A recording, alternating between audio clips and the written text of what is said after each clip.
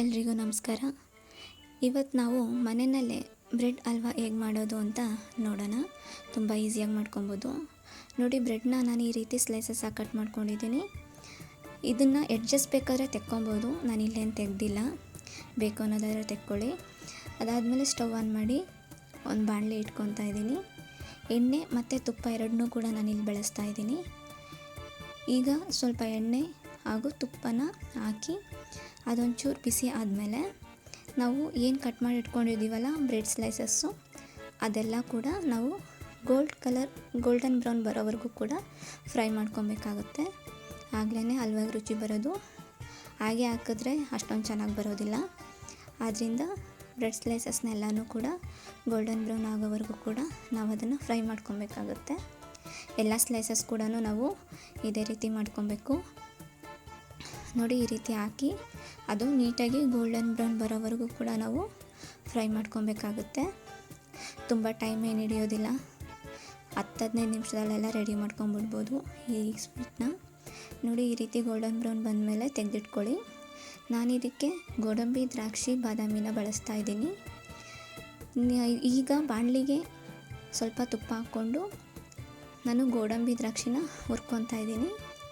ಮೊದಲಿಗೆ ಗೋಡಂಬಿ ಹಾಕ್ಕೊಳ್ಳಿ. ಗೋಡಂಬಿ ಸ್ವಲ್ಪ ಫ್ರೈ ಆಗಿದ ನಂತರ ಒಣ ದ್ರಾಕ್ಷಿ ಹಾಕ್ಕೊಬೇಕಾಗತ್ತೆ. ಮೊದಲಿಗೆ ಒಣ ದ್ರಾಕ್ಷಿ ಹಾಕ್ಕೊಂಡ್ರೆ ಗೋಡಂಬಿ ಫ್ರೈ ಆಗೋದ್ರೊಳಗೆ ಒಣ ದ್ರಾಕ್ಷಿ ಸೀದೋಗೋ ಸಾಧ್ಯತೆ ಇರುತ್ತೆ. ಆದ್ದರಿಂದ ಗೋಡಂಬಿ ಮೊದಲಿಗೆ ಹಾಕ್ಕೊಂಡು ಫ್ರೈ ಆದಮೇಲೆ ಒಣ ದ್ರಾಕ್ಷಿ ಹಾಕ್ಕೊಂಡು ಫ್ರೈ ಮಾಡ್ಕೊಳ್ಳಿ. ಗೊತ್ತು, ಮೈದಾ ಅಷ್ಟೊಂದು ಒಳ್ಳೆಯದಲ್ಲ ತಿನ್ನೋದಕ್ಕೆ, ಹೆಲ್ತಿಗೆ. ಬಟ್ ಯಾವಾಗಾದರೂ ಸ್ವೀಟ್ ತಿನ್ನಬೇಕು ಅನ್ನೋ ಕ್ರೇವಿಂಗ್ಸ್ ಇತ್ತು ಅನ್ನೋದಾದರೆ ಇನ್ಸ್ಟೆಂಟಾಗಿ ನಾವು ಈ ಸ್ವೀಟ್ನ ಮನೆಯಲ್ಲೇ ಮಾಡ್ಕೊಬೋದು. ನೋಡಿ, ತುಂಬ ಸುಲಭವಾಗಿ ಮಾಡ್ಕೊಬೋದು. 10-15 ನಿಮಿಷದಲ್ಲೆಲ್ಲ ರೆಡಿಯಾಗಿ ಹೋಗುತ್ತೆ. ತುಂಬ ಟೈಮ್ ಏನು ತೊಗೊಳ್ಳಲ್ಲ. ಈ ರೀತಿ ನೀಟಾಗಿ ಫ್ರೈ ಮಾಡ್ಕೊಳ್ಳಿ. ಇದಕ್ಕೆ ನೀರನ್ನ ಬಳಸದೆ ಬರೀ ಹಾಲಿನಲ್ಲೇ ಬೇಕಾದರೆ ನಾವು ಹಲ್ವಾ ಮಾಡ್ಕೊಬೋದು. ಬಟ್ ನಾನಿಲ್ಲಿ ನೀರನ್ನ ಬಳಸ್ತಾ ಇದ್ದೀನಿ.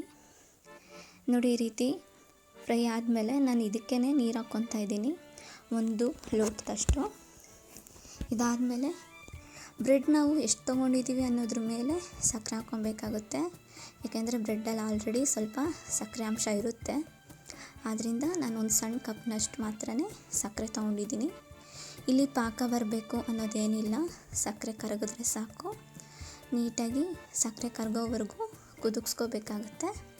ನೋಡಿ, ಈ ರೀತಿ ಕುದೀತಿರ್ಬೇಕಾದ್ರೇ ಒಂದು ಸ್ವಲ್ಪ ಏಲಕ್ಕಿ ಪುಡಿನೂ ಕೂಡ ಆ್ಯಡ್ ಮಾಡ್ಕೊಳ್ಳಿ, ರುಚಿ ಚೆನ್ನಾಗಿರುತ್ತೆ.